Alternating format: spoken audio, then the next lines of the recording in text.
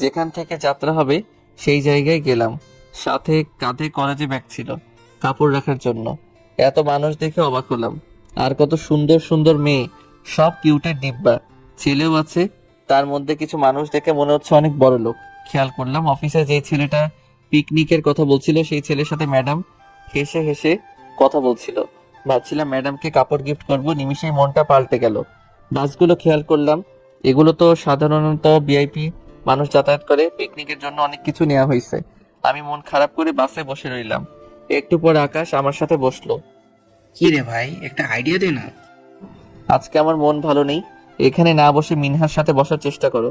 সে উঠে চলে গেল। মিনহা মনে হয় অন্য একটা বাসে বসেছে। একটু পর ম্যাডাম আর ছেলেটা একসাথে বাসে উঠলো। আমার সামনের সিটে দুজনে পাশাপাশি সিটে বসলো।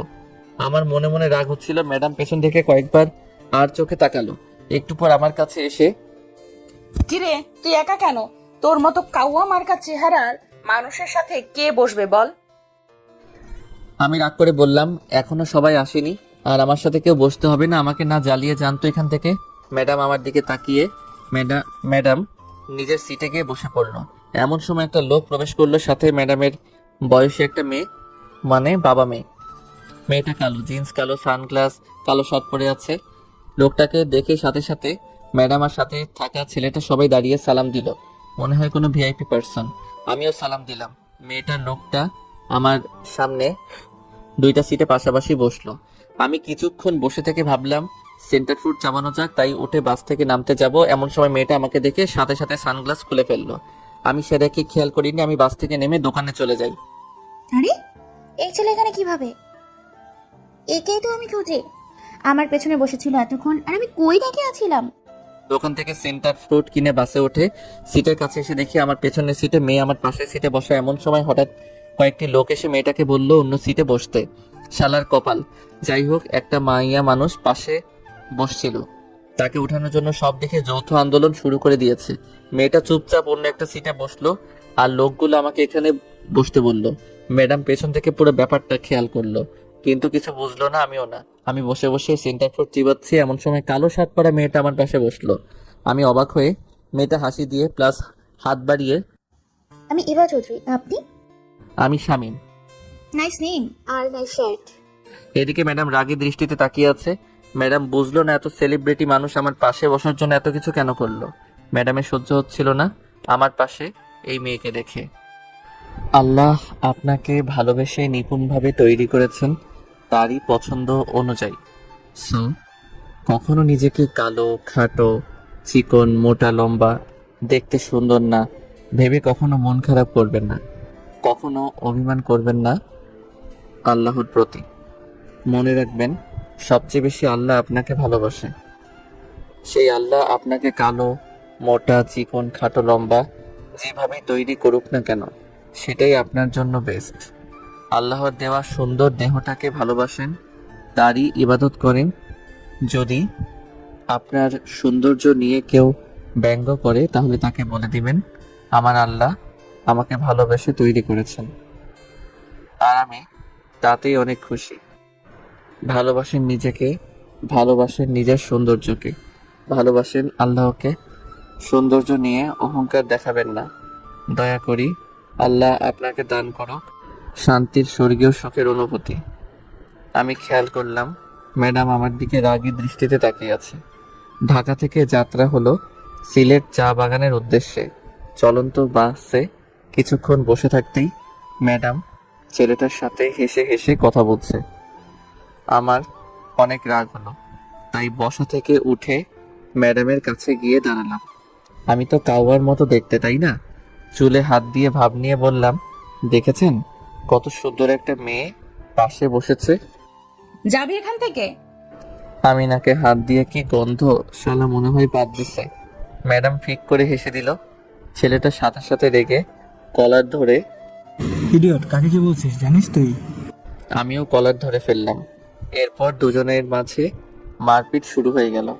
আমি মারতে গিয়ে ভুল করে ছেলেটার শার্টের পকেটে হাত আটকা পড়ে টান দিতেই শার্ট ছিঁড়ে যায়। শার্টের এক পাশ ছিঁড়ে ঝুলে আছে দেখে ভিখারি মনে হচ্ছে। কয়েকটি ছেলে এসে দুজনকে আলাদা করে ফেলে। ইভা চৌধুরী অর্থাৎ আমার পাশে বসে থাকা মেয়েটা এবং তার বাবা আমাদের কাছে এসে তোমরা কি নিয়ে মারামারি শুরু করে দিলে? আমি আঙ্কেলকে বললাম, আঙ্কেল এই ছেলে বাদ দিছে। আমি বলাতেই আমার কলার ধরে ফেলে বাসের সবাই হাসতে থাকে। তুমি তাকে পা দিতে দেখেছো? আঙ্কেল পাত দিতে আবার দেখা যায় নাকি? আমি গন্ধ পাইছি। আমার কথা শুনে রাসেল চৌধুরীও হাসতে থাকে। ইভা চৌধুরী পুরো পাগলের মতো হাসতে থাকে। ইভা চৌধুরী আমাকে উদ্দেশ্য করে বলেই, আচ্ছা, মারামারি মানলাম, ঠিক আছে, তুমি দেখতে ছেলেটা স্মার্ট। হাসতে থাকে। এরপর রাসেল চৌধুরী সবাইকে উদ্দেশ্য করে, আমরা একটা বনভোজনে যাচ্ছি, এখানে কোনো গন্ডগোল চাই না। যদি কেউ করে আমি আইনগত তার ব্যবস্থা নিব। আর হ্যাঁ ইমরান, তোমার পেটে গ্যাসের সমস্যা থাকলে ঔষধ খাও। সাধারণ বিষয় নিয়ে আমি কোনো গন্ডগোল চাই না। ছেলেটা আবুলের মতো সবকিছু শুনেই যাচ্ছে। আমি আমার সিটে এসে বসে পড়লাম। এমন সময় ম্যাডাম কাছে এসে, কাউকে অপমান করতে হলে তোর কাছ থেকে আইডিয়া নেওয়া উচিত। আচ্ছা বাদ দেন, এসব নেন, সেন্টার ফ্রুট খান। কারিমা আমার হাত থেকে সেন্টার ফ্রুট নিয়ে নিজের সিটে বসে পড়ল। এমন সময় ইভার কাছে এসে, মেয়েটাকে? আমার অফিসের বস, তাহলে ঠিক আছে। তাকেও 2টা সেন্টার ফ্রুট দিলাম। ধন্যবাদ জানালো আমাকে। বাস চলছে আপন গতিতে, কিন্তু আমার মন চলেছে ধীর গতিতে। বোরিং লাগছে বসে থাকতে থাকতে। বাসায় থাকতে তো রান্না আর অফিসের মধ্য দিয়েই চলে যায় সময়। মেয়েটার দিকে তাকিয়ে দেখলাম কালো সানগ্লাস পরে মোবাইল চাপছে। আমি তাকাতেই আমার দিকে তাকালো। আমি তার সানগ্লাস আমাকে দিতেই বললাম। সে একটা হাসি দিয়ে চোখ থেকে সরিয়ে সানগ্লাসটা আমার হাতে দিল। আমি লাগিয়ে বললাম, দেখেন তো কেমন লাগছে আমাকে। So nice. একটু স্মাইল হয়ে আমার দিকেই লুক করেন, আমি পিক তুলব। আমি তাই করলাম। বাসে বাকিটা সময় ঘুমিয়ে পার করে দিলাম। গন্তব্যে পৌঁছতেই সন্ধ্যা হয় এমন অবস্থা। বাস থেকে নেমে এত মানুষ দেখে অবাক হলাম। মনে হয় সবাই বাসে ছিল, তাই সকালে এত মানুষ চোখে পড়েনি। এমন সময় ছেলেটা আমার কাছে এসে ফেসবুকে তার ছিঁড়ে ফেলা শার্ট ছবি দেখিয়ে, তুমি শুধু আমাকে বাসে অপমানই করনি, এখন ফেসবুকেও আমার বন্ধুরা মজা করছে। তোমাকে তো আমি দেখে নিব। এমন সময় ইভা ঠাস।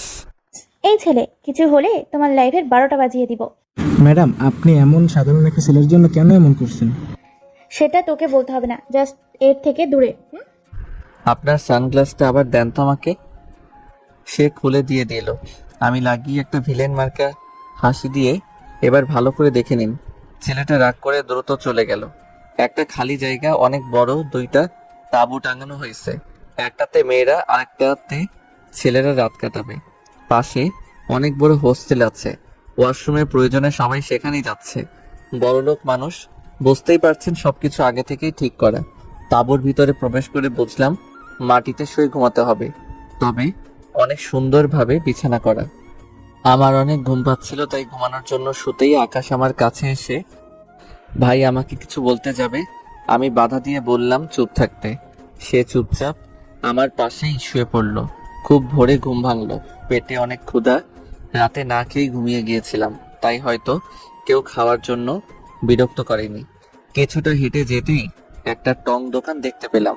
সেখানে গিয়ে চা আর বিস্কুট দিয়ে খেলাম। ভালো লাগলো চাটা অনেক। চা বাগানে যদি চা না ভালো লাগে ব্যাপারটা মানায় না। মাইকে সবাইকে ডাকছে খাওয়ার জন্য।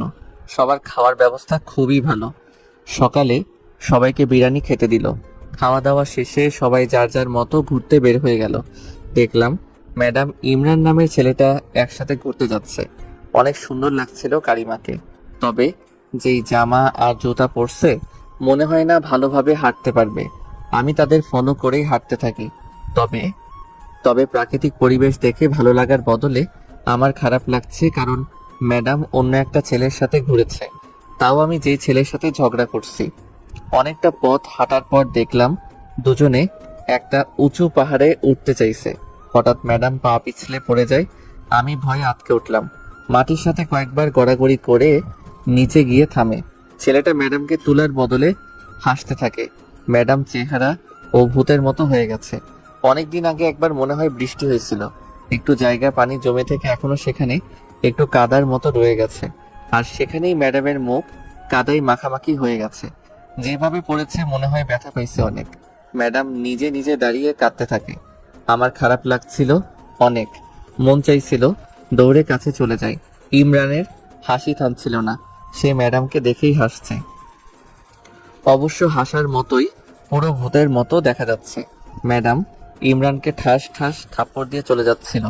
এমন সময় ইমরান আরে যা যা, তোর মতো উটকো ঝামেলা নিয়ে কে ঘুরবে? এমন সময় আমার মোবাইলে কল আসে। কান্না মিশ্রিত কণ্ঠে, তুই কোথায় এখন? কেন ম্যাডাম? না, তাড়াতাড়ি আমার কাছে চলে আয়।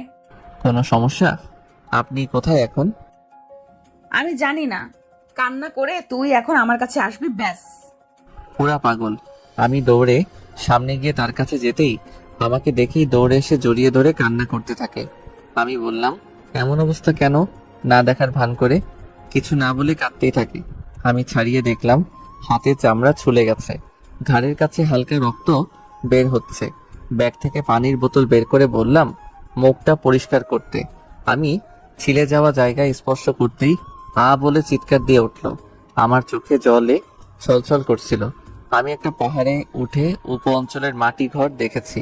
ম্যাডামকে নিয়ে সেখানেই গেলাম। একটা মহিলাকে ম্যাডাম কাটা হাত দেখিয়ে বললাম চিকিৎসার জন্য ওষুধ পাওয়া যাবে কিনা।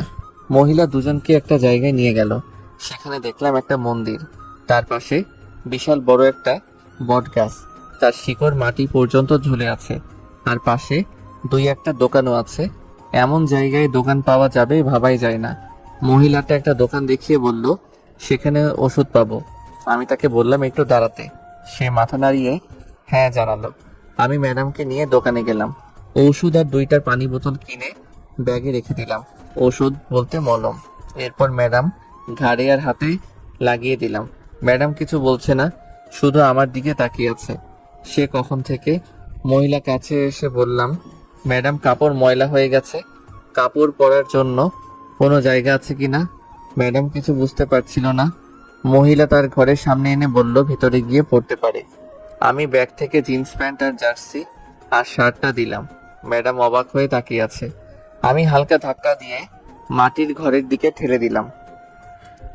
কিছুক্ষণ পর পরে আসতেই দেখলাম পুরা খেলোয়াড় মতো লাগছে। মাথায় ক্যাপ থাকলে আরো ভালো লাগতো। আমি ব্যাগ থেকে জুতো হাতে দিয়ে পড়তে বললাম, সে সাথে সাথে পরে নিল। আমি মহিলার হাতে টাকা দিয়ে রাখতে বললাম। প্রথমে রাখতে চাইনি, অনেক জোরাজুরি করাতে রাখলো। এরপর ম্যাডাম পুরনো জামা গুলো কি করবে আমাকে বলল। আমি বললাম এই বস্তার মতো কাপড় আমি ব্যাগে রেখে বোঝা বইতে পারবো না, এগুলো এখানেই থেকে। কিছুটা পথ যেতেই সে খুশিতে লাফ দিল আমাকে জড়িয়ে। অনেক ভালো একটা কাজ করেছো, নিজেকে এখন পাতলা লাগছে অনেক। এরপর দৌড়াতে থাকে, আমার সামনে হাঁটছে আর নাচছে। এক কথায় পাগলের মতো দুষ্টামি করছে। তাকে নিয়ে পাহাড়ের চূড়ায় উঠলাম। আমার আগেই উঠে যাচ্ছে সে। পাহাড়ের উপর দাঁড়িয়ে দেখলাম পুরা পৃথিবীটা মনে হয় সবুজ। আমি মোবাইলে দিয়ে ম্যাডামের ছবি তুললাম। এত বড় পাহাড়ে উঠে ক্লান্ত লাগছে। ব্যাগ থেকে বোতল বের করে পানি খেলাম। ম্যাডাম আমার হাত থেকে বোতল নিয়ে পানি খেলো।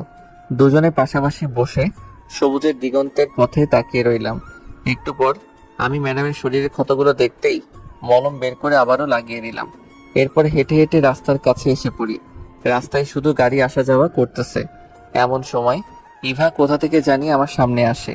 এসেই আমি আপনাকে খুঁজতে খুঁজতে শেষ, আমি আপনার সাথে ঘুরবো। আমি ম্যাডামের দিকে তাকালাম, অন্যদিকে তাকিয়ে আছে।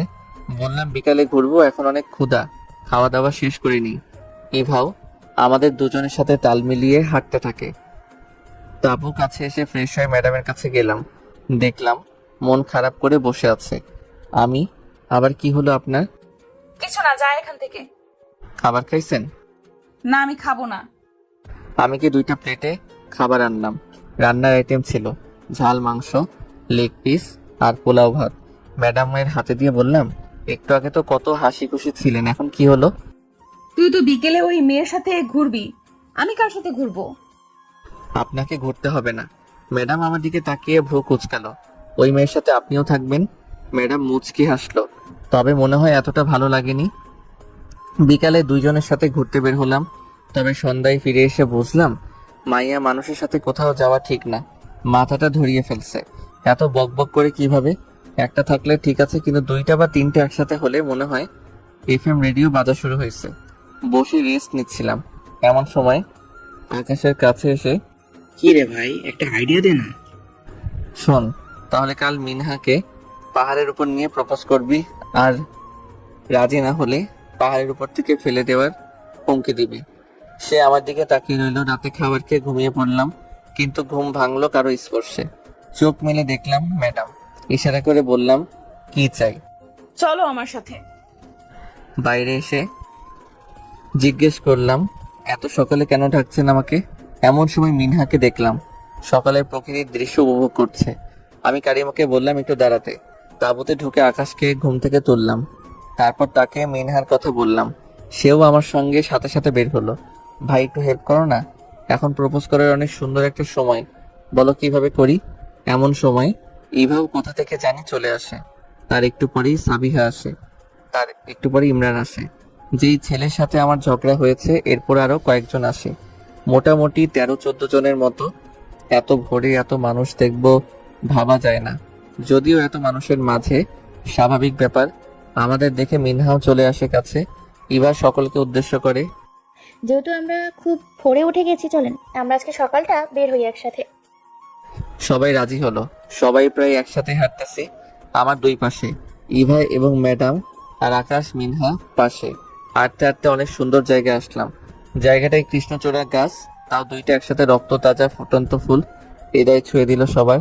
গাছের নিচটাই সবুজ ঘাসে আরো মনোরম করে তুলেছে। সবাই একসাথে ওইখানে গিয়ে বসে পড়লাম। আমি গাছের শিকড়ে বসলাম, আমার পাশে ম্যাডাম বসলো। জায়গাটা ছিল অসাধারণ, তাই কেউ আর অন্য কোথাও যেতে চাইলো না। ভোরের সূর্যের আলো যেন গাছের সবুজ পাতার ফাঁকে খুঁজে নিচ্ছিল আমাকে। ইভা সকলের উদ্দেশ্য করে, হে গাইস, আমরা এখন খুব সুন্দর একটা পরিবেশের মাঝে আছি, তাই এই মুহূর্তে সকলের কাছ থেকে একটা উত্তর জানতে চাইবো, ভালোবাসা কি? প্রথমে সাবিয়া থেকে শুরু হলো। সাবিয়া কিছুটা সময় ভেবে বলতে শুরু করলো, ভালোবাসা হলো মায়া, যার জন্য প্রিয় মানুষটাকে কোনোভাবেই বলা যায় না। এইভাবে একে একে সবার বলা শেষ হলো। আমিও বললাম। এরপর সবাই তাঁবুতে ফিরে আসলাম। বনভোজনের সময় কাটিয়ে বাসায় ফিরলাম। রাতে শুয়ে ফেসবুকে ঘুরছিলাম, এমন সময় ইভা মেসেজ দিল, কেমন আছেন মিস্টার? ভালো, আপনি? আমিও ভালো আছি। কালকে একটু আমার সাথে যেতে পারবেন? কোথায় যাব? গেলেই দেখতে পারবেন। আসলে কাল অফিস আছে, বিকালের দিকে ফ্রি হব। তাহলে বিকেলেই আপনাকে পিক করবো। আল্লাহ হাফেজ। এরপর মোবাইলটা রেখে ঘুমিয়ে পড়লাম। সকালে চা তৈরি করে ম্যাডামের রুমে দিয়ে আসলাম। ম্যাডামের সাথে অফিসে গেলাম। অফিসে গিয়ে বসতেই আকাশ আমার কাছে আসলো। ভাই, একটু হেল্প করেন না, আমি মিনহাকে কিভাবে মনের কথা বলি আমার। আমি বললাম, তুমি এক কাজ করো, যেহেতু তুমি মিনহার কাছে গিয়ে প্রপোজ করতে ভয় পাচ্ছ, তাহলে তুমি তাকে চিঠি দিয়ে প্রপোজ করতে পারো। তাহলে কাল চিঠি আনবো লিখে। বলেই আকাশ নিজের কেবিনে চলে গেল। বিকালে ম্যাডামকে নিয়ে বাসায় আসলাম। এসে ফ্রেশ হয়ে বসতেই দারোয়ান এসে, স্যার আপনাকে বাইরে একটা ম্যাডাম ডাকছে। আমি দ্রুত রেডি হয়ে বাইরে চলে আসলাম। দেখলাম ইভা গাড়ি ড্রাইভিং সিটে বসে আছে। এই যে মিস্টার, গাড়িতে তাড়াতাড়ি বসেন। আমি বসে পড়লাম। এদিকে ম্যাডাম আমাকে এভাবে বেরিয়ে যেতে দেখে আমার পিছু পিছু আসে। দেখলো ইভার সাথে গাড়িতে করে যেতে। ম্যাডামও আমাকে গাড়ি করে আমাদের ফলো করতে থাকে। এদিকে ইভা গাড়ি চালিয়ে কই যাচ্ছে আমি নিজেও জানি না। অবশেষে গাড়ি থামলো একটা ব্রিজের পাশে। গাড়ি থেকে নেমে ব্রিজের পাশে দাঁড়িয়ে নদীর স্বচ্ছ পানি দেখে ভালো লাগছিল। বর্ষার আগমনে চারদিক পানিতে পরিপূর্ণ। চলেন ফুচকা খাবো। আপনি তাহলে ফুচকা খাওয়ার জন্য আনছেন আমাকে? ইভা মাথা নাড়িয়ে হ্যাঁ জানালো। ফুচকা খাওয়া শেষ করে ব্রিজের দেওয়ালে হাত রেখে নদীর পানিগুলো দেখছিলাম। ইভা পাশে এসে দাঁড়িয়ে, জায়গাটা সুন্দর না অনেক? এমন সময় একটা ফুল বিক্রেতাকে দেখে, এই যে মিস্টার, আমাকে একটা ফুল কিনে দেন প্লিজ। আমি ফুল বিক্রেতার কাছ থেকে 2টা ফুল কিনে তাকে দিলাম। সে খুশিতে আমাকে হালকাভাবে জড়িয়ে ধরলো। এদিকে ম্যাডাম এই দৃশ্য দেখে কাঁদতে কাঁদতে বাসায় চলে গেল। আমি সাথে সাথে তাকে ছাড়িয়ে নিলাম। এই যে মিস, এটা পাবলিক প্লেস, ইজ্জতের 12টা কেন বাজাতে চাচ্ছেন? আরে আমাকে তো রান্না করতে হবে। ম্যাডাম হয়তো আমারই অপেক্ষায় বসে আছে, তাই ইভাকে বললাম আমাকে বাসায় যেতে হবে। এরপর বাসায় চলে আসলাম। বাসায় এসে রান্না শেষ করে ম্যাডামের রুমে গেলাম। দেখলাম বিছানায় চিত হয়ে শুয়ে আছে। আমি কাছে গিয়ে, ম্যাডাম আপনার কি শরীর খারাপ? কিছু বললো না। কপালে হাত রাখতেই ঠাস। দূর হ আমার সামনে থেকে। বুঝলাম না কিছু, হঠাৎ করে এইরকম ব্যবহার কেন করছে? আমি রান্নাঘর থেকে প্লেটে করে ভাত আর বাটিতে করে তরকারি নিয়ে আসলাম, তার সামনে নিতেই খাবারগুলো ছুঁড়ে ফেলে দিল। আপনি এইরকম কেন করছেন? সমস্যাটা কি আপনার? আমার কাছে এসে ঠাস। আমার চোখের সামনে থেকে দূর হ। আমি খাবারগুলো ফ্লোর থেকে পরিষ্কার করে না খেয়ে গিয়ে শুয়ে পড়লাম। সকালে উঠে চা তৈরি করে ম্যাডামের রুমে চা দিয়ে আসলাম। অফিস টাইমে ম্যাডামকে ডাক দিতে গেলাম, গিয়ে দেখলাম রুমে কেউ নাই, আর চা খাইনি, যেভাবে ছিল সেভাবেই আছে। বাইরে এসে দেখলাম গাড়ি নাই। দারোয়ানকে জিজ্ঞেস করতেই বলল ম্যাডাম গাড়ি নিয়ে গেছে। আমি অবাক হলাম। এখন আমি অফিসে যাই কি করে? রিক্সা করে যেতে যেতে আধা ঘন্টা লেট হলো। অফিসে ঢুকে কেবিনে বসতেই পিয়ন এসে বলে গেল ম্যাডাম ডাকে। আমি ম্যাডাম কেবিনে ঢুকে ম্যাডামের কাছে যেতেই আসার সময় অনুমতি নিতে হয় জানিস না? আর এত লেট কেন? ঠাস।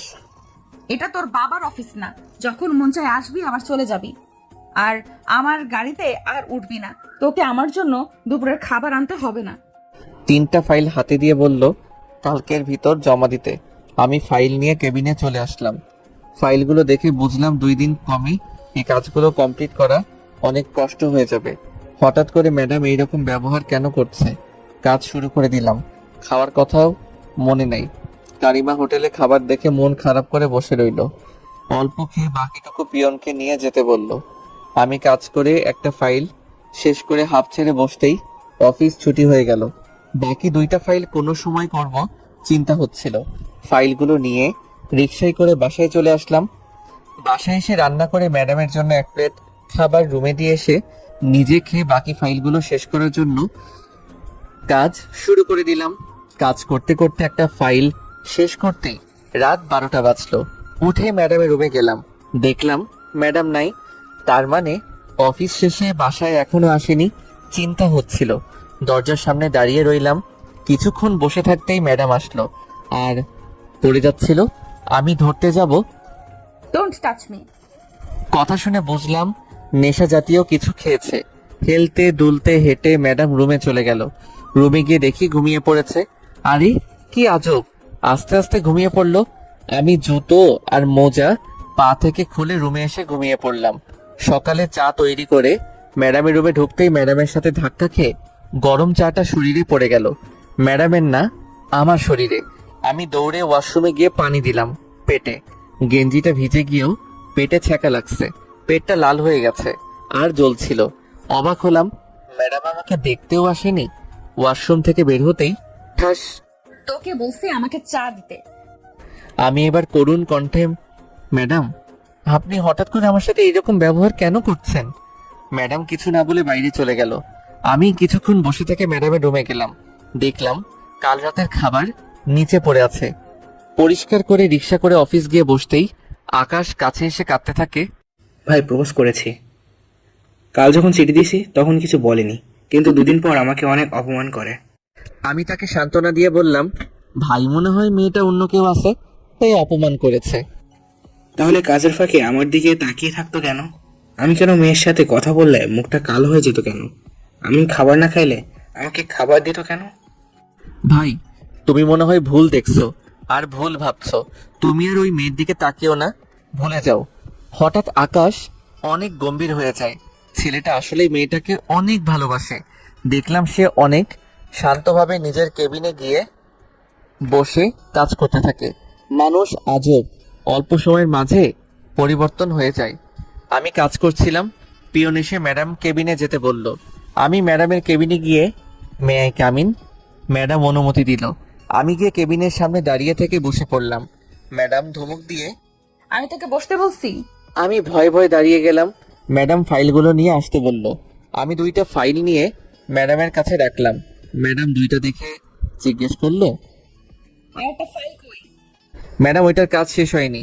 ম্যাডাম জোর গলায় চিল্লিয়ে ওইটার কাজ করিসনি কেন? অফিসে কয়েকজন ব্যাপারটা দেখতে ম্যাডাম কেবিনে উকি মারতে থাকে। আমি বললাম, ম্যাডাম অনেক কাজ, তাই সময়ের সাথে হয়ে ওঠেনি। ম্যাডাম ফাইলগুলো নিখুঁতভাবে চেক দিচ্ছিল, কোনো ভুল পাইনি। পরে আমি আমার কেবিনে চলে আসি। অফিস শেষে বাসায় এসে ম্যাডামের জন্য অপেক্ষা করতে থাকলাম, কিন্তু ম্যাডাম কালকের ন্যায় আবারও মাতাল হয়ে আসলো। তৃতীয় দিন একইভাবে মাতাল হয়ে আসলো। কিছু বলতে পারবো না, বললেই থাপ্পড় দিবে। আমি সকালে ম্যাডামের রুমে গেলাম। ম্যাডামের কাছে গিয়ে, ম্যাডাম আপনি আমার রান্না খাবার খান না ঠিক আছে, কিন্তু রাতে এইরকম মাতাল হয়ে আসতে পারবেন না। আমি যেটা মন চাই করবো, তাতে তোর কি? আমি বললাম, তাহলে আমি চলে যাব। ম্যাডাম হেসে, তোর চেহারাটা দেখলে আমার ঘৃণা হয়। আমার চোখের সামনে থেকে চলে গেলে আরো ভালো হয়। বলেই ম্যাডাম বাইরে চলে গেল। আমি রাগ করে ব্যাগ নিয়ে গ্রামে যাওয়ার জন্য বাস স্ট্যান্ডে চলে আসলাম। প্রতিদিন মাতাল হয়ে বাসায় আসবে, কিছু বলা যাবে না, কোয়া যাবে না। থাক, তুই তোর মতো। মনে মনে আঙ্কেলের কথা না রাখতে পারায় খারাপ লাগছিল। ঢাকা থেকে বাসায় আসতে রাত হয়ে গেল। রুমে ঢুকে দেখলাম আব্বু ঘরে নাই, তাই বসে অপেক্ষা করতে থাকলাম। কিছুক্ষণ পর আব্বু আসে, আমাকে দেখে জড়িয়ে ধরে কেঁদে দেয়। বাবা, কাঁদছো কেন? এবার 15 দিনের কমে তোকে যেতে দিচ্ছি না। আব্বু, আমি আর ঢাকায় যাব না। তাহলে গ্রামে কি করবি? এসব পরে কথা হবে, এখন খাবার খাবো, তাড়াতাড়ি খাবার দাও। আব্বুর সাথে একসাথে খেলাম। এদিকে ম্যাডাম আমাকে অফিসে আসতে না দেখে বাসায় এসে খুঁজতে থাকে। দারোয়ান থেকে জানতে পারে আমি চলে গেছি। ম্যাডাম যেন এবার আকাশ থেকে পড়লো, সে ভাবতেই পারেনি আমি চলে যাব। ম্যাডাম মন খারাপ করে অফিসে চলে আসে। রাতে ম্যাডাম আমার রুমে যায়। রুমে যেয়ে দেখলো কিছু উপন্যাস বই টেবিলের উপর খুব সুন্দরভাবে সাজানো। বইগুলোর ওপরে তার কিছু পুরনো ছবি পড়ে আছে। ম্যাডাম যেন খুব অসহায় লাগছিল, মনে হচ্ছিল জীবন থেকে আপন কেউ চলে গেছে। সকালে ঘুম ভাঙলো পাখির কলকাকলিতে। গ্রামের এই মুহূর্তগুলো অসাধারণ। আমার বাড়িটা মোটামুটি অনেক সুন্দর। পুকুর আছে পাশে, তার সাথে তাল গাছ আর সুপারি গাছ অনেকগুলো। গ্রামটাকে দেখার জন্য ঘুরতে বের হলাম। গ্রামে 2টা বন্ধুর সাথে দেখা হলো, আর বাকিগুলো বিদেশে চলে গেছে। তাদের সাথে সময় কাটলো বেশ ভালো। অনেকদিন পর ফুটবল খেললাম। বাসায় এসে বাবার সাথে খাবার খেলাম। 5 দিন গ্রামে ভালোই সময় কাটলো, কিন্তু ম্যাডামের কথা মনে পড়লে মনটা ভীষণ খারাপ হয়ে যেত। মোবাইলটা বন্ধ থেকে এখনো খুলিনি, ভাবলাম আজকে রাতে খুলবো। আল্লাহ জানে কি অবস্থায় আছে মেয়েটা। এদিকে ম্যাডাম রাত হলে কান্না করতো আমাকে না দেখে। না খেয়ে থাকতে থাকতে শুকিয়ে যাচ্ছিল। একদিন বিকালে বাসায় ঢুকে আমাকে খুঁজতে থাকে ইভা। ম্যাডাম ইভাকে, কি চাই আপনার? আরে রাগ করছেন কেন? শামীম বাসায় আছে, তার সাথে 5 দিন কোনো যোগাযোগ নেই, অফলাইন দেখাচ্ছে সবসময়। আপনার বয়ফ্রেন্ড কোথায় আছে আপনি জানেন না? বয়ফ্রেন্ড? কে বলেছে আপনাকে? কেন আপনাকে না প্রপোজ করলো, আপনিও তাকে জড়িয়ে ধরলেন? আরে ওইটা প্রপোজ ছিল না, জাস্ট আমাকে ফুল কিনে দিয়েছে আর আমি খুশিতে জড়িয়ে ধরেছি। বাই দ্য ওয়ে, আমি ওই ছেলেকেই ভালোবাসি আর বিয়ে করতেই চাই ওকে। এটা কখনো সম্ভব না আমি বেঁচে থাকতে। চৌধুরীকে, এই ইভা চৌধুরীকে চ্যালেঞ্জ করছেন? আমার লাইফে হার বলে কোনো শব্দ নেই। আমি যেটা চেয়েছি সেটাই পেয়েছি। ওই কথা না বলে বাসা থেকে বের হ। আর হ্যাঁ, শুনে ওই ছেলে শুধু আমাকেই ভালোবাসে, তোর মতো খাটাস কেনা। দেখা যাক। ম্যাডাম মনে মনে নিজের উপর রাগ হতে থাকে। সব সময় আমি ভুল করে থাকি, আর ওই ছেলেটা সব কিছু মুখ বুজে সহ্য করে যায়। এরপর আমার মোবাইলে ফোন দেয়, বাট বন্ধ বলে। সারাদিন ট্রাই করে মোবাইল বন্ধ বলে। ম্যাডাম বিরক্ত হয়ে, মোবাইল কেন বন্ধ? প্লিজ জান, মোবাইলটা চালু করো। আমি রাতে খেয়ে মোবাইল অন করতেই সাথে সাথে ম্যাডামের কল রিসিভ করতেই ম্যাডাম কান্না করে। তুই আমাকে একা রেখে চলে গেছিস, আমার জন্য একটু মায়া হয়নি তোর? আমি বললাম, আপনিই তো বললেন চলে যেতে। এখন তুই কোথায়? আমি আমার গ্রামে বাসায় আছি। আমি এখন তোর কাছে আসতে চাই। ওই এখন রাত হয়ে গেছে, আসতে হবে না আপনাকে। আর আমি আপনার কাছেও কখনো যাব না। আপনি প্রতিদিন রাতে নেশা করেন আর রাত করে মাতাল হয়ে বাসায় আসেন। আমি এসব দেখতে পারবো না। ম্যাডাম কান্না করে। আমি আর কখনো ওইরকম করব না। ন্যাকামি বাদ দেন। আমি এক্ষুনি আসবো তোর কাছে, ঠিকানা বল। এখন রাত হয়ে গেছে, সকালে দেখা যাবে। না, আমি এখনই আসবো না, আমি নিজের কিছু করে ফেলবো। তাড়াতাড়ি ঠিকানা বলো। আমি ঠিকানা দিয়ে বললাম সাথে করে দারোয়ানকে নিয়ে আসতে। এরপর ম্যাডাম রাতেই আমার উদ্দেশ্যে গাড়ি করে আসতে থাকে। আমি ফোনে বলে দিলাম আমি তার জন্য রাস্তায় বসে থাকব। রাস্তায় অনেকক্ষণ বসে থাকতেই একটা গাড়ি আসতে দেখলাম। রাত 1টা বেজে গেছে। এত রাতে ম্যাডামের গাড়ি বাদে অন্য কারো গাড়ি হতেই পারে না। গাড়িটা আমার কাছে এসে থামলো। ম্যাডাম গাড়ির ভিতর থেকে বলল, গাড়িতে বস তাড়াতাড়ি। দেখলাম ম্যাডামের সাথে কেউ নাই, একাই গাড়ি চালিয়ে চালিয়ে এসেছে। আপনি তাহলে একা এসেছেন? যদি কোনো সমস্যায় পড়তেন। এত কথা না বলে রাস্তা দেখা আমাকে, কোন দিকে বাসা তোর? আমি রাস্তা দেখিয়ে দিলাম। 2 মিনিটের মধ্যে গাড়ি চালিয়ে বাড়ির কাছে চলে আসলো। আপনি গাড়ি থেকে নেমে ওই পাশে একটু দাঁড়ান, আমি গাড়িটা পার্ক করে রেখে দিচ্ছি। আমি গাড়িটা সুন্দরভাবে রেখে ম্যাডামের কাছে গেলাম। অন্ধকার, কিছু দেখাও যাচ্ছে। ম্যাডাম চেহারা এখনো ভালোভাবে দেখা হয়নি। ম্যাডামকে নিয়ে বাড়িতে চলে আসলাম। লাইটের আলোয় বাড়ির ভিতরটাই শুধু দেখা যাচ্ছিল।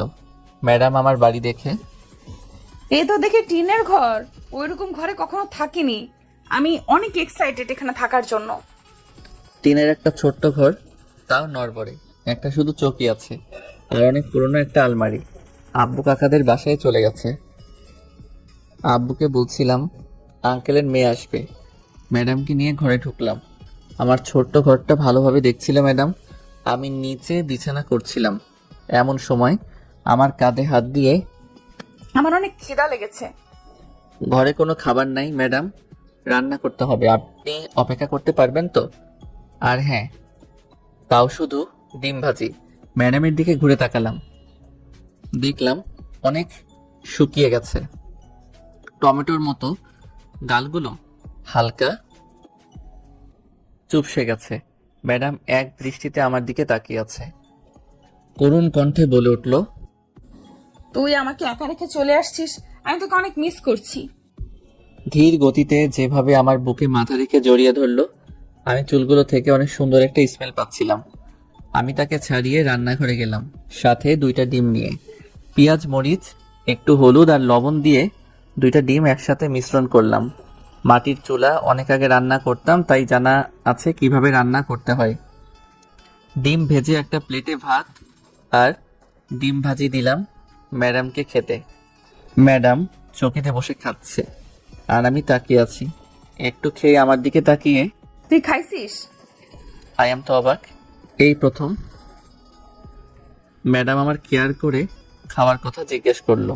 আমি প্রথম মাথা নাড়িয়ে হ্যাঁ জানিও, আবার সাথে সাথে না করলাম। ম্যাডাম হাসি দিয়ে, কাছে আস, আমি তোকে খাইয়ে দিই। থাক, খাওয়াতে হবে না, আপনি খান। ম্যাডাম বসা থেকে উঠে হাত ধরে টেনে নিয়ে বসালো। এরপর নিজ হাতে লোকমা আমার মুখে তুলে ধরলো। ওই হা কর। আমি অনিচ্ছা সত্ত্বেও হা করলাম। আঙুলে স্পর্শ পাচ্ছিলাম আমার ঠোঁটে। আমি 3টা লোকমা খেয়ে উঠে গেলাম। আপনি খান, আমার ক্ষুধা নাই। এরপর নিচে শুয়ে পড়লাম। এখন বর্ষা মৌসুম, তাই চারিদিকে বর্ষার পানিতে পরিপূর্ণ, আর রাস্তাঘাট সবকিছু কর্দমাক্ত, আর ঘন ঘন বৃষ্টি হয়। শুয়ে থাকতেই ঝুম বৃষ্টি নামলো।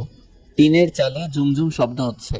ম্যাডাম খাওয়া শেষ করে চিত হয়ে শুয়ে আমার দিকে তাকিয়ে আছে। আমি প্রথম বৃষ্টির চালের মধ্যে ওইরকম শব্দ শুনছি, অনেক ভালো লাগছে। টিনের ফাঁক দিয়ে ঠান্ডা বাতাস প্রবেশ করছে ঘরে। হঠাৎই কারেন্ট চলে যায়। খুবই অন্ধকার চারদিকে হয়ে উঠল। অন্ধকারে বৃষ্টির রিমঝিমি শব্দটা আরো অনেক বেড়ে গেছে মনে হলো। হঠাৎ বুকে ভারী কিছু অনুভব করলাম। আমার শরীরের রন্ধ্রে রন্ধ্রে কেঁপে উঠল ম্যাডামের কোমল শরীরের স্পর্শে। একটু পরই ম্যাডাম আমার বুকে, ঠোঁটে, কপালে ধীরে ধীরে তার ঠোঁটের স্পর্শ করছিল। আমি যেন প্রতিটি ছোঁয়াতেই আসক্ত হয়ে যাচ্ছি তার মাঝে। আমি চুলে ধরে আলতো চাপে ম্যাডামের ঠোঁটের সাথে এক করে দিলাম। অজান্তেই তার পেটে হাত বুলাতে থাকি। ম্যাডাম পাগলের মতো চুমু দিতে থাকে। হঠাৎ বিজলির আওয়াজে আমি সাথে সাথে ম্যাডামকে সরিয়ে দিলাম। ম্যাডাম, এটা পাপ হচ্ছে, বিয়ে করে বাদে এসব করা পাপ।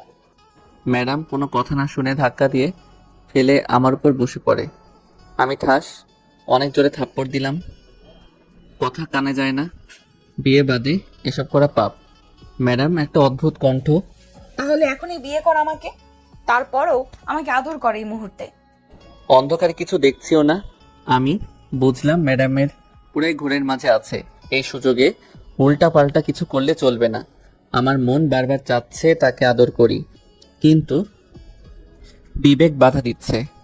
তাই উঠে বৃষ্টির মাঝেই বাইরে চলে গেলাম। বাড়ির পাশে একটা বিশাল বড় আম গাছ আছে, সেখানে গিয়ে বসে রইলাম। অনেকক্ষণ পর বৃষ্টিও থেমে যায়। ফজরের আজান দিচ্ছে, চারদিক থেকে আজানের শব্দ ভেসে আসছে। কারেন্টও চলে আসে। আমি ঘরে ঢুকে দেখি ম্যাডাম নিচে ঘুমাচ্ছে। আমি ভিজা কাপড় পাল্টে নামাজ আদায় করতে গেলাম। নামাজ পড়ে এসে দেখি ম্যাডাম ঘুমাচ্ছে। কাল জার্নি আর এত রাত জাগার কারণে এখন মরার মতো পড়ে ঘুমাচ্ছে। আমারও অনেক ঘুম পাচ্ছে, তাই চকিতে শুয়ে পড়লাম। কখন ঘুমিয়ে পড়েছি মনে নাই। ঘুম ভাঙলো কারিমার ডাকে। এই যে আপনাকে বাবা ডাকছে। আমি উঠে বাবার কাছে গেলাম। শামীম, বাজারে থেকে কি আনবো বলতো? আব্বু, ম্যাডামের সাথে কথা হয়েছে তোমার? হ্যাঁ হয়েছে, তুই তখন ঘুমাচ্ছিলি। এখন তাড়াতাড়ি বল, বাজার থেকে কি আনবো? নদীর মাছ আনিও, আর আমার জন্য জ্বরের ওষুধ নিয়ে আইসেন। আব্বু কপালে হাত দিল। আব্বু, হালকা জ্বর আছে। আব্বু চলে গেল বাজার করতে। কারিমার কাছে এসে কপালে গলায় হাত রেখে, কাল রাতে বৃষ্টিতে ভিজলা কেন? তাই জ্বর উঠেছে। আমার অনেক রোমান্টিক মুড চলে আসছিল, তাই মাঝরাতে বৃষ্টিতে ভিজেছি। শোন, আমাকে গোসল করতে হবে। এখন সাথে তো কাপড় আনিনি, আর কোথায় গোসল করব? কাল রাতে তো আমাদের মাঝে কিছু হয়নি। কারিমা রাগী দৃষ্টিতে তাকালো। কাপড় পাবো কোথা থেকে? তাকে নিয়ে কাকির বাসায় গেলাম। কাকিমার কাছ থেকে একটা পুরনো শাড়ি আনলাম। তাছাড়া কাকিমার কোনো মেয়ে নাই, তাই জামাও নাই। আমি তাকে টিউবওয়েল দেখিয়ে এখানে গোসল করতে হবে। এমন খোলা জায়গায় কিভাবে গোসল করব? আর আমি টিউবওয়েল চেপে বালতি ভরতে পারবো না। আপনি পারেনটা কি শুধু আমাকে মারতেই পারেন ম্যাডাম? কি? আমি শুধু তোকে মারতেই পারি? দাঁড়াও, এক্ষুনি আদর করব। বলেই কাছে আসতে থাকে। আমি তাকে থামিয়ে, হয়েছে, আমার আদর লাগবে না। টিউবওয়েল চেপে পানিতে বালতি পরিপূর্ণ করে দিলাম। এখানে আমি বাদে কেউ নাই, আপনাকে কেউ দেখবে না। তাড়াতাড়ি গোসল করেন। তুই তো বলতে গিয়েও থেমে গেল। আমি বুঝলাম না কিছু। ওই ঘুরে দাঁড়া, আমার শরীরের জামা খুলবো। আমি একটু দাঁড়িয়ে চলে যাচ্ছিলাম, হঠাৎ চিগলিয়ে, ওই কোথায় যাচ্ছিস? আমার ভয় হয়। এখানে থেকে আমাকে পাহারা দে। কি নির্জন একটা জায়গা, আর আমি জীবনে এমন খোলা পৃথিবীর নিচে গোসল করিনি। আমি ঘুরে তার দিকে তাকালাম। দেখলাম জামা দিয়ে বুকের সামনে ঘুরে রেখেছে, পুরো পিঠ দেখা যাচ্ছে।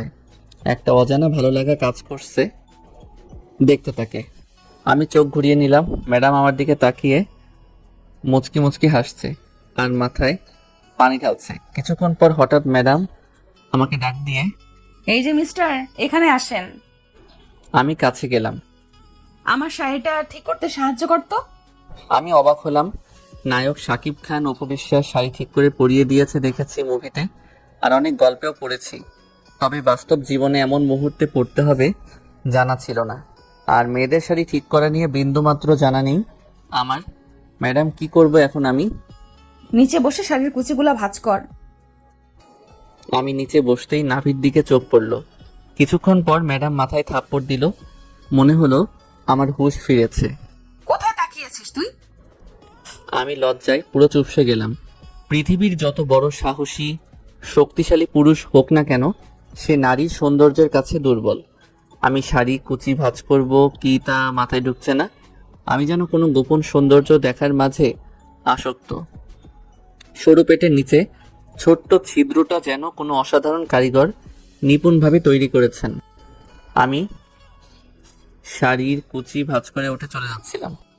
ওই কোথায় যাচ্ছিস? কাছে আয়। আমি কাছে যেতেই শাড়ির কুচিগুলো ধরিয়ে, নে পরিয়ে দে। ম্যাডাম আপনি নিজে পড়েন, আমি পারবো না। ম্যাডাম খুব সূক্ষ্ম চোখে রাগী দৃষ্টিতে আমার দিকে তাকালো।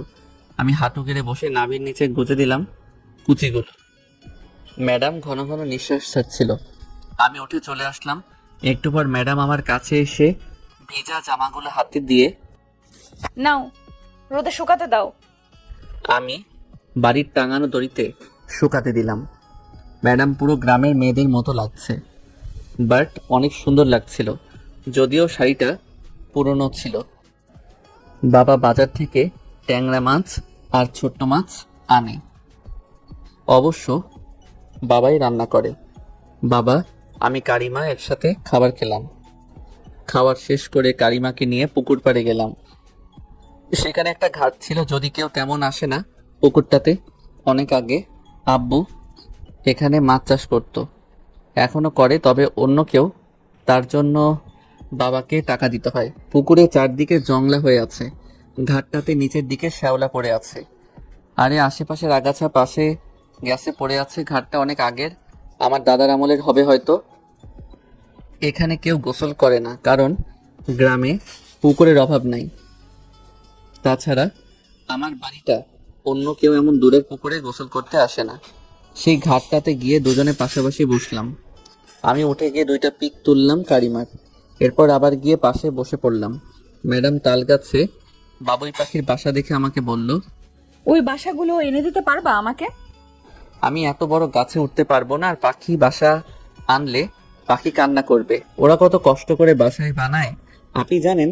ম্যাডাম বাচ্চা কণ্ঠে, আছে তো, অনেক বাসা আছে, আমি একটা নিলে কি হবে এমন? আপনি যাই বলেন, এত বড় গাছে ওঠা আমার পক্ষে সম্ভব না। ম্যাডাম মুখ কালো করে বসে রইল, আর একটু পর পর পাখির বাসাগুলোর দিকে তাকাচ্ছে। মেয়েদের মন রেখে চলাটা অনেক কঠিন ব্যাপার। আমি বিকেলে একটা বন্ধুকে দিয়ে পাখির বাসা জোগাড় করলাম। পাখি বাসা হাতে ছবি ফেসবুকে পোস্ট করলাম। বাসায় গিয়ে ম্যাডামের হাতে দিলাম। অনেক খুশি হলো। আমি জিজ্ঞেস করলাম, কি করবেন এটা দিয়ে? আমি বাসায় নিয়ে যাব। তারপর দিন সকালে বাড়ির সামনে অনেক মানুষের ভিড় দেখলাম, আর দেখলাম কয়েকটা গাড়িও আছে। এমন সময় গাড়ি থেকে নামতে দেখলাম, যাকে দেখে অবাক হলাম, প্লাস বিপদে পড়লাম। প্রিয়ার চোখের জল যদি আসে, আপনাকে হারানোর ভয়ে, আপনাকে দেখার ইচ্ছার প্রবল আকাঙ্ক্ষায়, অথবা মানতে না পারা অন্য একটা মানুষের পাশে দেখে, তাহলে মেনে নেন ওই মেয়েটাই আপনাকে সবচেয়ে বেশি ভালোবাসে। হ্যাঁ, একটা নারীর কথা হাসি, সৌন্দর্যে বা অভিনয়তে ছলনাময়ী হতে পারে, কিন্তু চোখের জল ছলনা করতে জানে না, যেটা সঠিক অনুভব আর কষ্ট থেকেই আসে। আর যেই নারী চোখের জল দিয়ে অভিনয় করতে জানে, ওটা নারী নয়, বিষাক্ত রমণী। দেখলাম গাড়ি থেকে ইভা নামছে। সে আমাকে দেখে আমার কাছে এসে, আপনি আমার মেসেজে রিপ্লাই দেন কেন, আর হঠাৎ গ্রামে কেন চলে আসছেন? আপনার নাম্বারটা আমার কাছে নেই, প্লিজ নাম্বারটা দিবেন।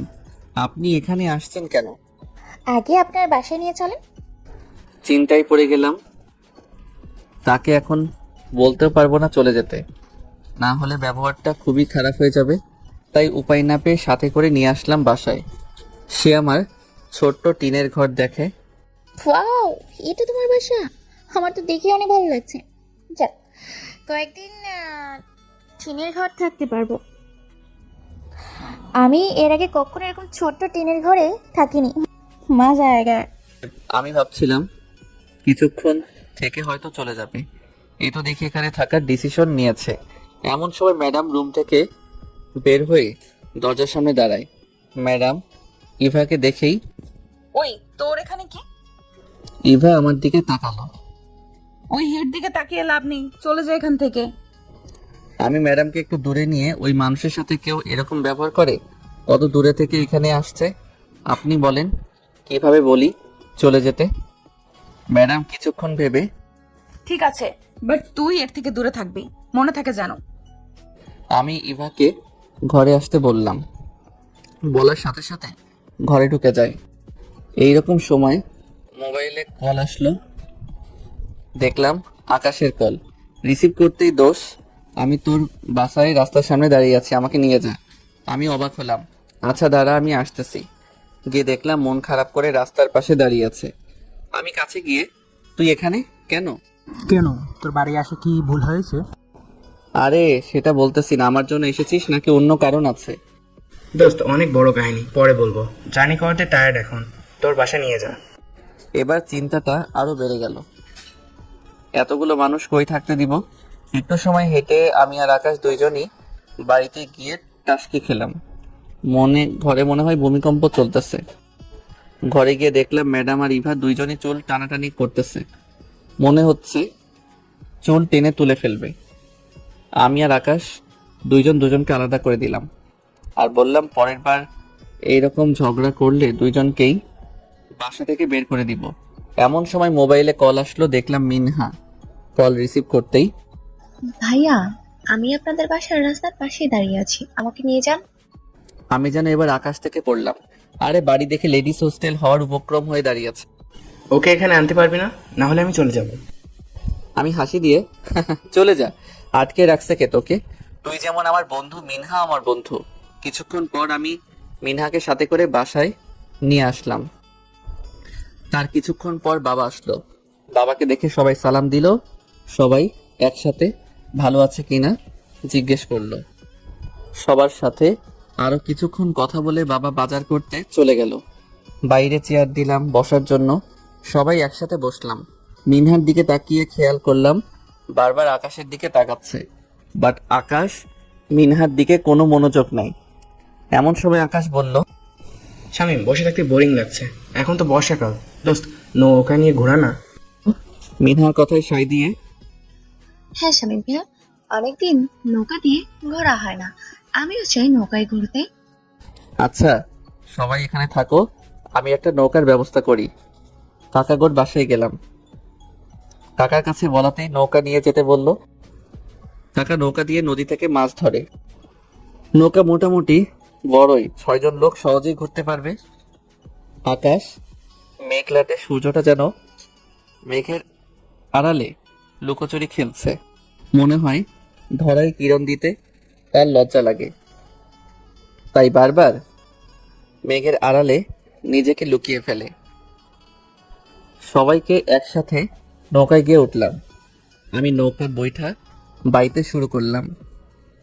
একটু পথ যেতেই নদীর মাঝপথে নৌকা চলছে নীরব গতিতে, আর আমার বৈঠা ছলাৎ ছলাৎ আওয়াজ হচ্ছে। অনেকদিন পর নৌকা ওঠাতে ভালোই লাগছে আমার। ছোটবেলার স্মৃতিগুলো খুব মনে পড়ছে, তাই একটু অন্যমনস্ক হয়ে গেছিলাম। হঠাৎ হঠাৎ মুখে পানি পড়াতে কেঁপে উঠলাম। দেখলাম কানিমা হাতে পানি নিয়ে আমার দিকে ছুঁড়ে মারছে আর হাসছে। আমিও তাকে পানি ছুঁড়ে মারলাম। এভাবে সবাই একজন আরেকজনকে পানি ছুঁড়ে মেরে মজা নিচ্ছিল। কিছুক্ষণ পর খেয়াল করলাম সবাই প্রায় ভিজে গেছে। সবাই কাপড় ভিজিয়ে ফেললা, তোমাদের এখন পরার জন্য কাপড় দিব কোথা থেকে? আকাশ না হয় আমার কাপড় পরে ম্যানেজ করে নিব, তোমরা লেডিসদের জন্য কাপড় আনবো কোথা থেকে? সমস্যা নেই, মার্কেট থেকে কিনে নিব। নৌকা দিয়ে আর কিছুক্ষণ ঘোরাঘুরি করে বাসায় চলে আসলাম। বাসায় এসে মার্কেটে গেলাম। আমি আমার শামীম সবার সাইজ অনুযায়ী কাপড় কিনে বাসায় ফিরে আসার সময় গ্রামের বন্ধুদের সাথে দেখা হয়ে গেল। দোষ, আজকে ফুটবল খেলা আছে, তুই তো ভালোই খেলতে পারিস, খেলবি তুই? ম্যাচ জিততে পারলে রাতে বিরিয়ানি খাওয়া হবে। আকাশ আমাকে বলল, দোস্ত আমিও খেলতে চাই। হ্যাঁ খেলবো, সাথে আমার বন্ধু খেলবে। আমি 500 টাকা হাতে দিয়ে, নে ধর। আর খেলা হবে কোন সময়? বিকেলে দক্ষিণ পাড়ার মাঠে হবে, আমি তোদের জন্য জার্সি পাঠিয়ে দিব, রেডি হয়ে চলে আসিস। শামীম আসার সময় আর 500 টাকা দিয়ে দিল। ছেলেগুলো খুশি হয়ে চলে গেল। বাসায় আসতেই দেখি মিনহা আর ইভা একসাথে কোমরে হাত রেখে দাঁড়িয়ে আছে, মনে হচ্ছে মারবে। আমি এভাবে তাকিয়ে আছেন কেন? তোমাদের তো এই গাধার কি কমন সেন্স বলতে কিছু নাই? ওই গাধা কাদের বলছেন? কথা নাই বার্তা নাই, অচেনা মানুষের বাড়িতে উটকো ঝামেলা হয়ে আসছেন, আবার তার উপরে বড় বড় কথা। মিনহা রেগে বলল, দুইটা মানুষ সকাল থেকে ভিজে কাপড় পরে আছে, এতক্ষণ লাগে আসতে? আমরা ঝামেলা হতে পারি, তবে আপনার জন্য না যাই এর তো সমস্যা হচ্ছে না। ভেংচি কেটে শামীমের কাছ থেকে কাপড় ব্যাগ থাবা মেরে দুজনে টিউবওয়েলের দিকে চলে গেল।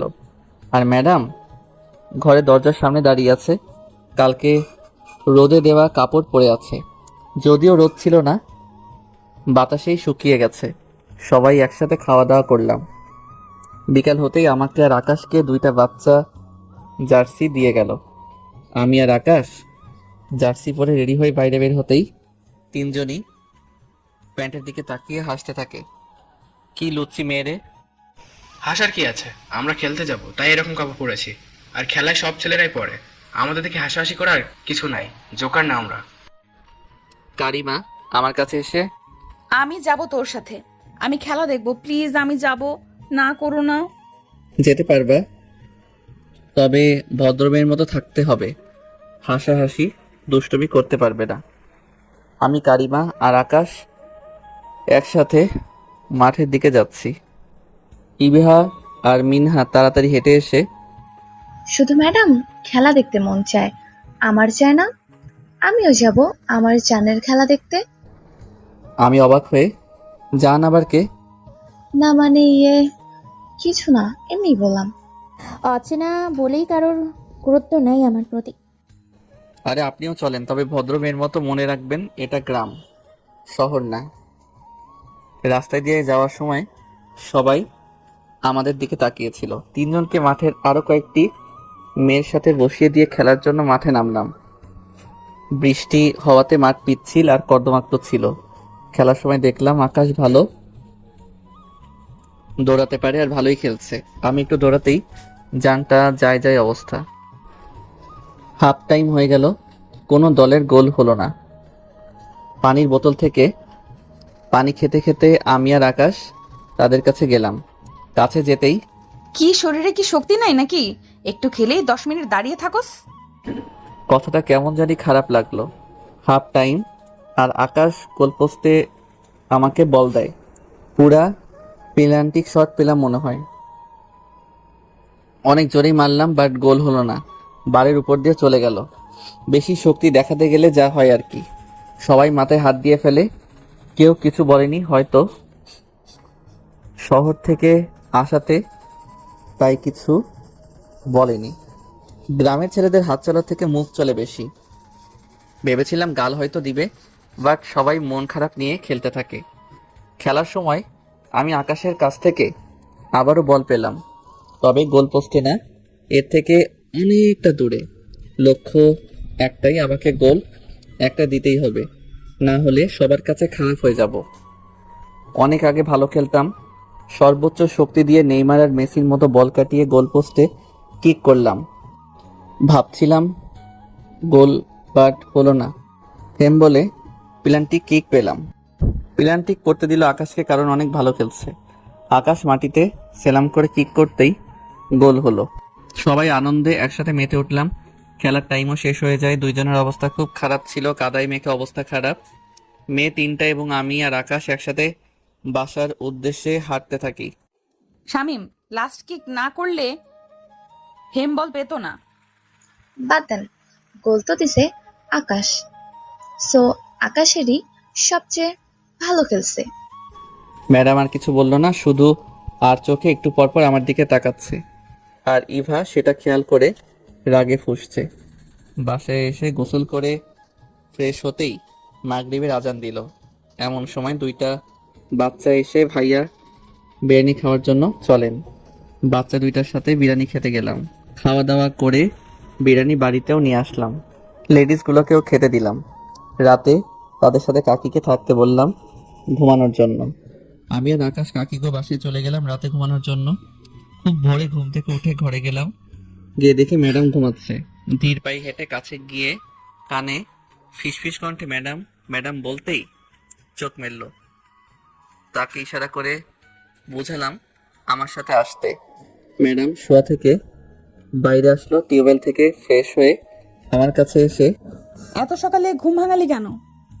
আগে আমার সাথে চলেন আর জুতোগুলো খুলে রেখে দেন। সকালে খালি পায়ে হাঁটা শরীরের জন্য ভালো। ম্যাডাম আমি খালি পায়ে হেঁটে চললাম একসাথে। পূর্ব দিকে শেষ পুকুরে কিনারায় 2জনে একসাথে গিয়ে দাঁড়ালাম। সকালে সূর্যের আলো যেন মনে প্রশান্তি ছোঁয়া দিচ্ছে। লাল রক্তিম সূর্যটা অসাধারণ। আমি পকেট থেকে 2টা পায়েল বের করে ম্যাডামকে দেখালাম। কাল মার্কেটে থেকে কাপড় কেনার সাথে ম্যাডামের জন্য পায়েলও কিনে নিয়েছিলাম। আমার জন্য? আমি মাথা নাড়িয়ে হ্যাঁ জানালাম, তার হাতে দিয়ে দিলাম। সে পায়েল দুইটা দেখে, অনেক সুন্দর তো, অনেক অনেক ধন্যবাদ তোমাকে। নাও এখন পরিয়ে দাও আমাকে। পায়েল দুইটা কালো ছিল, তবে সাদা সাদা কাচের পুঁতি দিয়ে নকশা করা ছিল। আমি পরিয়ে দিলাম, অনেক সুন্দর লাগছিল। আরো কিছুক্ষণ থেকে বাসায় এসে শুনলাম ইভা নাকি চলে গেছে। বুঝলাম না, কিছু না বলে এভাবে হুট করে চলে গেল। ভালোই হয়েছে, আপদ বিদায় হয়েছে। দুপুরের দিকে শুয়ে আমি আর আকাশ গল্প দিচ্ছিলাম, এমন সময় মিনহা আর কারিমা ওই তাড়াতাড়ি বাইরে আসো। বাইরে এসে দেখি আমাদের বাড়ি থেকে একটু দূরে অনেক মানুষের ভিড়। গিয়ে দেখলাম একটা লোক সাপের খেলা দেখাচ্ছে। সেটাই দেখার জন্য বাচ্চা, বৃদ্ধ, মহিলা সবাই ছুটে এসেছে। গ্রামে সচরাচর এই সাপুড়িদের চোখে পড়ে। তারা শুধু সাপ ব্যাগের ঝোলা থেকে বের করে দেখায়, আর তার বিনিময়ে সবার থেকে 10 টাকা, 5 টাকা, আর যে যা দেয় আর কি। ম্যাডাম আমার পাশে, আকাশের পাশে মিনহা। লোকটা সাপ বের করলো, কি সাপ জানি না, তবে দেখতে ডোরা সাপের মতো, হলুদের মধ্যে কালোর ডোরা কাটা। দেখলাম সাপটা ভয়ঙ্কর ভাবে নিঃশ্বাস ছাড়ছে, অনেকটা গরুর মতো। বুঝলাম এটা ডোরা সাপ না। সাপুরি লোকটা বলল, একটা দেখতে ডোরা সাপের মতো, তবে এটা ডোরা সাপ না। এই সাপ গাছের গর্তে থাকে, মানুষকে কামড়ালে মানুষ মরে যাওয়ার সম্ভাবনা বেশি থাকে। হঠাৎই সাপটা লাফ দিয়ে মানুষের কাছাকাছি চলে আসে। ম্যাডাম ভয়ে আমাকে ধরে চোখ বন্ধ করে রাখে। মিনহাও একইভাবে আকাশকে ধরে, বাট আকাশ সাথে সাথে ছাড়িয়ে চলে যায়। মিনহাও তার পিছু পিছু যেতে থাকে, গিয়ে হাতে ধরতেই ঠাস, দেখলাম মিনহা কান্না করছে। আমি তাড়াতাড়ি করে তাদের কাছে চলে যাই। কিরে, তোদের দুজনের মধ্যে সমস্যা কি? তুই মিনহাকে মারলি কেন? কারিমাও চলে আসে। মিনহা কান্না করছে আর আকাশ অন্যদিকে তাকিয়ে আছে। তোদের দুজনের মধ্যে কি হয়েছে বলবি আমাকে? এরপর তিনজনে মিলে পুকুর পাড়ে ঘাটে এসে বসলাম।